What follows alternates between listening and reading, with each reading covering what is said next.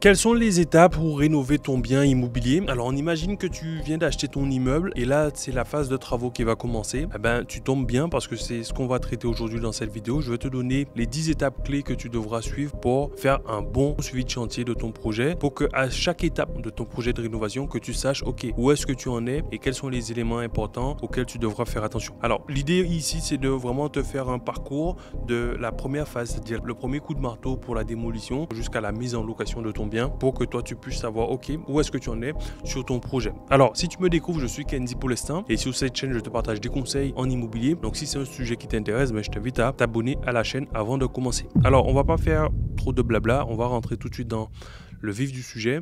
Alors, l'une des premières choses qui va se passer une fois que tu auras acheté ton bien, c'est la phase de démolition. Alors, la phase de démolition, c'est quoi? C'est l'étape durant laquelle on va faire table rase de ton projet. Donc là, l'idée, c'est vraiment de tout casser et de repartir sur des bases saines. Alors, ce qui peut se passer à cette étape, c'est que tu sois peut-être un petit peu en panique parce que tu te dis, oula, j'ai acheté un bien qui était à peu près potable. Maintenant, ça ressemble plus du tout à rien.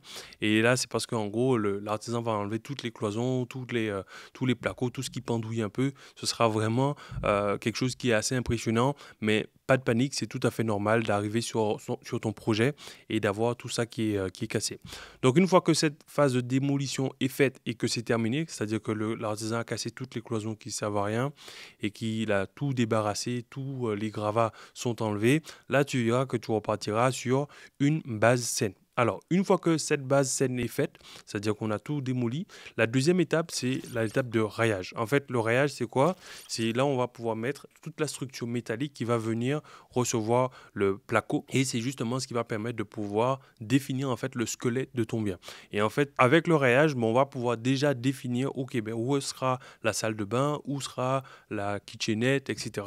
En fait, tous les éléments seront définis avec ce rayage. Alors, il faut vraiment voir le rayage un peu comme je te disais tout à l'heure, un peu comme le squelette de ton bien. Déjà là, tu peux voir, ok, si tu avais fait des plans pour ton projet, c'est pas si. Normalement, tu es censé avoir fait tes plans. Donc, par rapport au plan que tu avais fait pour ton projet, tu pourras voir si tout est ok, si tout rentre dans l'ordre.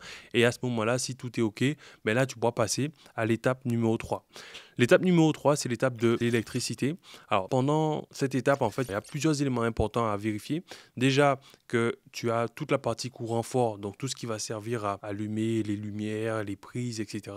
Tout sera bien positionné. Donc, c'est à cette étape qu'il faut que tu vérifies, ok, est-ce qu'il y a bien les câbles qui arrivent aux bons endroits pour, par exemple, les prises, pour les interrupteurs. Tu peux déjà vérifier ça.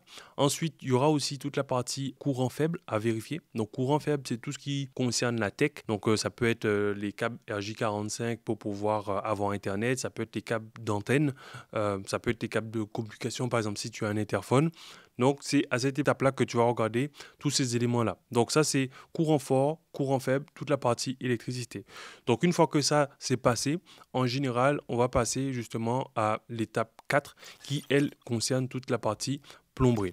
Alors, dans la partie plomberie, on va faire attention à bien apporter l'eau chaude, l'eau froide. Donc ça, c'est les arrivées, mais également vérifier qu'il y a bien les évacuations. Alors toi, quand tu as défini ton plan, tu as peut-être mis, ok, la salle de bain sera à cet endroit-là, la kitchenette sera à cet endroit-là. Mais par rapport à tes plans, il faudra que tu viennes vérifier, est-ce qu'il y a bien les évacuations, les arrivées d'eau pour l'élément en question. Si tu as prévu une kitchenette, il faut qu'il y ait le point d'arrivée d'eau, eau chaude, eau froide et l'évacuation pour la kitchenette. Si tu as prévu un endroit pour ton toilette, il faut que tu puisses voir l'arrivée d'eau froide parce qu'il n'y a pas d'eau chaude pour les toilettes et l'évacuation. Et là, l'évacuation, normalement, si tu as un toilette normal, c'est un gros tuyau de 100. Donc, c'est un gros tuyau d'un gros diamètre. Et si c'est un saniboyeur, en tout cas, tu dois avoir un petit tuyau. Mais tu dois savoir, par rapport à tes plans, ok, est-ce que les évacuations et les arrivées d'eau sont là pour le toilette? Pareil pour la douche, est-ce qu'il y a l'arrivée d'eau chaude, eau froide et l'évacuation, et puis ainsi de suite. Vraiment vérifier tous ces éléments-là pour savoir s'il y a tout qui est bien prévu. Donc, une fois que la partie plomberie est faite, là, on va passer à l'étape 5 qui, elle, est la partie de la ventilation. Alors, dans la ventilation, c'est ce qu'on appelle la VMC. En fait, il faudra que tu vérifies avant de tout refermer que ta VMC soit bien installée. Ça, c'est souvent une des erreurs que les gens font, c'est qu'ils vont fermer tout le placo et tout, et ils vont oublier de mettre la VMC. Et ce qui va se passer, c'est que toutes les pièces qui sont censées être humides vont créer créer des champignons, tu vas avoir des traces noires qui vont apparaître. Donc c'est pour ça que c'est super important de faire attention à la présence de la VMC. Donc dès le moment où ton artisan aura fini toute la partie électricité et plomberie, vérifie aussi est-ce qu'il y a déjà les gaines de ventilation qui sont posées, et ça te permettra de savoir que ok, il y a bien les gaines. Et ce qu'il faut aussi savoir, c'est que ces gaines de ventilation, il faut que tu les mettes dans des pièces qui sont censées être humides. Tu dois penser à le mettre dans la salle de bain, également dans la cuisine, pour éviter justement qu'il y ait de l'humidité dans ces pièces-là. Ce que tu dois savoir aussi, c'est qu'un logement ou un bien que tu vas rénover dans lequel tu vas pas mettre de VMC, au bout de 6 mois, tu vas te retrouver avec des taches noires sur les murs, avec de l'humidité dans le bien. Et crois-moi que tu n'as pas envie de te retrouver dans cette situation. Donc pense vraiment à la VMC parce que c'est vraiment un élément super important, mais auquel on fait parfois pas attention et qui peut vraiment créer pas mal de problèmes par la suite dans ton projet. Ensuite, une fois que tu as pensé à la VMC, il y a l'étape 6 maintenant. Donc l'étape 6, c'est l'étape où si tu devais changer tes fenêtres, parce qu'en imaginant que tu avais acheté un bien avec des fenêtres en simple vitrage, mais là, c'est l'étape où on va changer les fenêtres, on va passer à du double vitrage ou du triple vitrage. En tout cas, c'est à cette étape-là qu'on va pouvoir justement mettre les nouvelles fenêtres.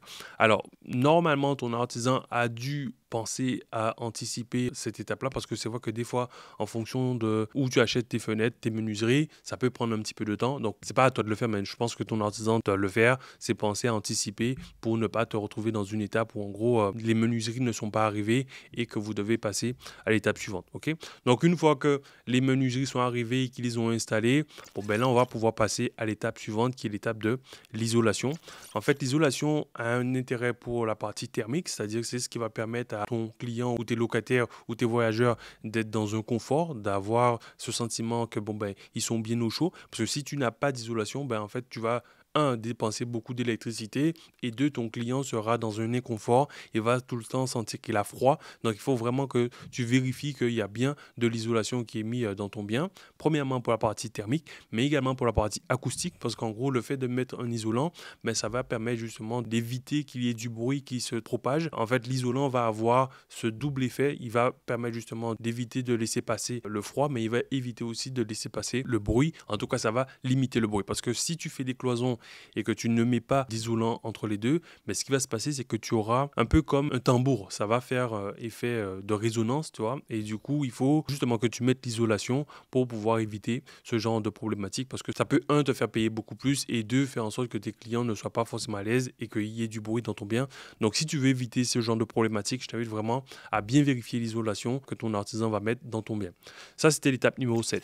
L'étape numéro 8, maintenant, c'est l'étape du plaquage. Donc, cette étape-là, c'est une étape qui est assez satisfaisante parce que c'est là où on vient vraiment habiller tout le squelette de la maison, tout le squelette de ton appartement et tu vois que ça commence à prendre forme et là on commence à avoir quelque chose qui sera prêt à peindre et là c'est vraiment une étape qui est assez intéressante, mais comme je te l'ai dit, c'est une étape qui est super cruciale parce qu'une fois qu'on a plaqué, on pourra très difficilement revenir en arrière. Donc c'est pour ça qu'il est important de vérifier les étapes que je te dis avant et une fois que tout ça c'est validé, là on peut passer à cette étape où on va vraiment refermer tout ça. C'est un peu comme quelqu'un qui viendrait faire une opération chirurgicale, c'est quand on a bien refermé à l'intérieur, là on peut recoudre la peau et on peut tout refermer. Là c'est un peu la même chose au niveau du plaquage. Donc là on va venir plaquer et une fois que l'artisan aura mis tous les placots, une chose à vérifier, c'est qu'il aura bien mis du placo adapté aux pièces en question. Si c'est une pièce humide, bien vérifier qu'il t'a mis du placo vert. Si c'est une pièce normale, là il peut mettre du placo normal, mais si c'est une pièce qui est près d'une cheminée, qu'il t'a mis du placo rose. En fonction de la pièce, il faudra que tu vérifies qu'il t'a bien mis le bon placo qui va bien parce que si tu mets du placo, on va dire standard dans une pièce humide, il sera plus facilement attaqué par l'eau et ça peut justement te créer des problématiques d'humidité. C'est pour ça que ce serait important de vérifier qu'il va te mettre du placo adapté à la pièce en question. L'étape numéro 9 maintenant, c'est l'étape de la peinture. À ce moment-là, tu pourras laisser libre cours à ta créativité. Si tu veux mettre des textures différentes, des couleurs différentes, tu pourras le faire. L'essentiel, c'est que ton artisan devra bien tout préparer au niveau du placo, c'est-à-dire une fois qu'il a fini le placo, qu'il doit bien préparer la surface. Une fois que tout est lisse, vous pourrez choisir la couleur, la texture que vous voulez mettre, soit mettre de la peinture normale ou soit mettre une petite texture un peu genre stylée. C'est toi qui pourras choisir. Bon, perso, moi je pars sur du tout blanc, tout lisse, mais toi si tu veux mettre des choses un peu plus sexy ou un peu plus créatif, tu pourras le faire à cette étape-là. Alors l'étape numéro 10, c'est l'étape du sol. Donc moi j'aime bien faire cette étape-là après la peinture parce que ça permet de ne plus avoir à salir le sol parce qu'en gros quand tu vas peindre et que tu avais déjà mis le sol, ben, du coup, tu peux risquer de tacher ton sol. Et si tu avais acheté du parquet ou du stratifié, ben, c'est un peu dommage de devoir dégueulasser tout ça. Donc moi, ce que j'aime bien faire, c'est mettre le sol une fois que la peinture est terminée. Comme ça, au moins, il n'y a pas de risque de salir ton sol. Et comme ça, tu peux justement avancer ensuite sur l'étape de l'ameublement, c'est-à-dire où là, on va mettre tout ce qui est cabine de douche, les toilettes, les kitchenettes, tous les éléments d'ameublement. Alors, ça peut être les ameublements fixes. Donc là, je pense à la kitchenette, le lavabo, la cabine de douche, etc. Et sinon, tu as l'ameublement mobile. Donc ça va être le lit, les tables, les chaises, etc. Donc ça, c'est vraiment la dernière étape. Et une fois que tout ça, c'est fini, c'est-à-dire que tu as mis tes meubles, tu as mis tous les ustensiles de cuisine, tu as bien meublé ton bien, à ce moment-là, ben, tu as l'étape ultime qui est de faire des photos pour pouvoir justement préparer ton annonce. Donc ça, je dirais que c'est l'étape 12. C'est faire des photos pour pouvoir mettre ton bien en image, le préparer pour qu'il soit justement vu par les voyageurs ou tes futurs locataires. Comme ça, une fois que tu as les photos, tu peux commencer à poster tes annonces. Et la dernière étape, je dirais la 13e étape, là, ce serait de tester ton bien, dormir 1 ou 2 nuits dans le bien afin de voir si tout va bien. Parce que c'est à ce moment-là que tu vas peut-être tester, il y a tel ou tel élément qui va pas. Et même avant même de dormir, tu peux aussi, toi, venir vérifier tous les éléments. Vérifier que, ok, ben, ça coule bien. Et vérifier que, ben, il y a bien de l'eau chaude dans tous les robinets. Parce que moi, petite anecdote, j'ai eu un de mes clients un jour qui me dit, mais monsieur, j'ai pas d'eau chaude dans mon lavabo. Je lui dis, mais il faut tourner le robinet à gauche. Il me dit, oui, je sais. Parce qu'en fait, comme c'était un voyageur indien, et je me suis dit, mais sûrement que chez lui, il n'y a pas comme ça. Il me dit, mais monsieur, je sais quand même comment ça se passe.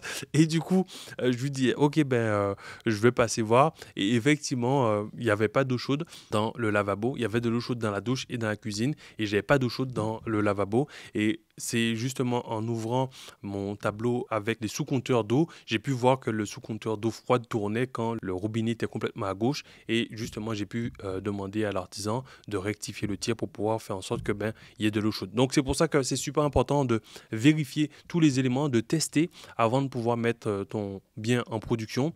Et une fois que tu auras testé tout ça et que tout est validé, mais il ne te reste plus qu'à générer des revenus et encaisser du cash flow avec ton projet. Alors, j'espère que cette vidéo t'a aidé. Si ça t'a plu, mets-moi un like. Et si tu es intéressé par avoir d'autres informations par rapport à ça, je t'ai préparé une vidéo d'étude de cas qui est dans la description. Et si tu veux qu'on t'aide et qu'on t'apporte un peu notre soutien sur ton projet immobilier, tu peux réserver un appel avec notre équipe. Comme ça, on pourra voir comment on peut t'aider sur ton projet. Tous les liens sont dans la description. D'ici là, je te souhaite une excellente journée. Je te dis, prends soin de toi et je te dis ciao, ciao.